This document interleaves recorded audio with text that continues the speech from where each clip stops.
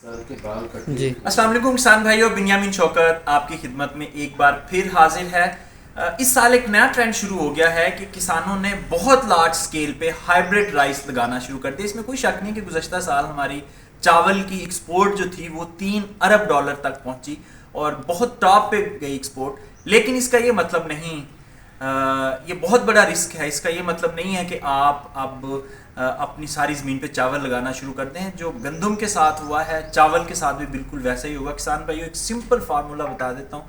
मैं आपको in depth working 2-4 रोज़ में आपके साथ शेयर करूँगा, लेकिन अभी इतना बता दूँ कि अगर आप प्लान कर रहे हैं 100 एकड़ हाइब्रिड राइस लगाने का, तो सिंपली अपनी ज़मीन को 2 पे डिवाइड कर दें, 50 एकड़ कर दें। और अगर 50 एकड़ लगाने का प्लान कर रहे हैं 25 कर दें, 25 लगाने का एकड़ प्लान कर रहे हैं 10 कर दें। यानी जितना आप एकड़ लगाना चाह रहे हैं, जितना आपने माइंड मेकअप किया हुआ है, उसका हाफ कर दें। राइस आप बिल्कुल फ़ायदा में रहेंगे। अगर अदरवाइज आप भी डूबेंगे, दूसरों को भी डूबेंगे।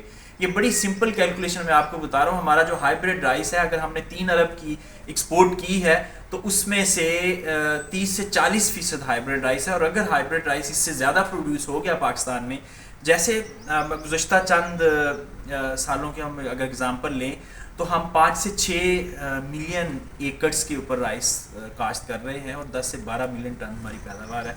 और जो एक्सपोर्ट मार्केट है, उसमें हमारा बहुत बड़ा एक कंपेटिटर इंडिया है, इंडोनेशिया है, जापान में बहुत ज़्यादा राइस होता है, फिर मलेशिया में बहुत ज़्यादा राइस होता है, फिर उसके अलावा बांग्लादेश में बहुत ज़्यादा राइस होता है।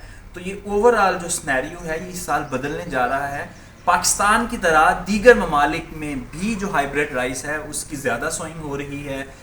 इस साल जो मलेशिया है, ताइवान है और इवन चाइना खुद जो है, वहाँ बहुत ज़्यादा राइस लग रहा है। तो हमारी अल्टीमेट जो एक एक्सपोर्ट मार्केट है चाइना की, उधर ही हमने ये राइस एक्सपोर्ट करना होता है। और अगर ताइवान में राइस प्रोड्यूस हो रहा है, तो वो चाइना वहाँ से ज़्यादा आसानी से ले सकता है। और इवन चाइना में खुद अगर ज़्यादा पैदा हो रहा है, तो उसका मतलब उनकी इंपोर्ट की रिक्वायरमेंट कम हो जाएगी। तो किसान भाइयों, बी वेरी केयरफुल।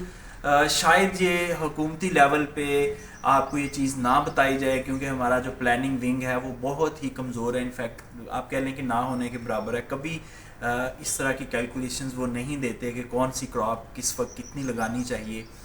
जिस तरह पिछले सीज़न में गंदम लगवा के बाद में इंपोर्ट भी कर ली, और किसानों का इस वक्त जो है वो बड़ा शदीद किस्म का, हैवी किस्म का नुकसान हुआ है गंदम में भी।